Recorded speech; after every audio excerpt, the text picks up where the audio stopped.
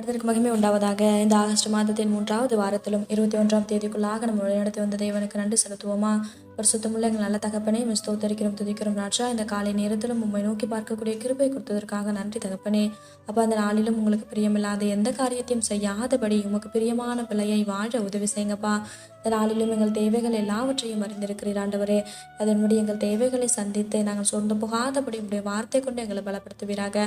ஆண்டவரே, இந்த நாளிலும் ஒருவரையும் குறை சொல்லாமல் ஒருவரையும் குற்றப்படுத்தாமல் வாழ உதவி செய்யுங்க ராஜா. ஒருவரையும் குற்றவாளிகள் என்று தீர்க்காதிருங்கள், அப்பொழுது நீங்களும் குற்றவாளிகள் என்று தீர்க்கப்படாதிருப்பீர்கள்னு சொல்லியிருக்கீங்களா ஆண்டவரே. அப்போ உங்கள் வார்த்தைக்கு கீழ்ப்படிந்து வாழ உதவி செய்யுங்க ராஜா. உண்மை போல எல்லாரையும் நேசிக்கவும் எல்லாரிடத்திலும் தாழ்மையாக இருக்கவும் கற்று தருவீராக.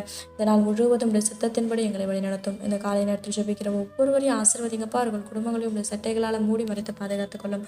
துதிகன மகிமையெல்லாம் ஒவ்வொருவருக்கே செலுத்துகிறோம். இயேசு கிறிஸ்துவின் நாமத்தில் ஜெபிக்கிறோம் எங்கள் ஜீவனுள்ள நல்ல பிதாவே, ஆமென்.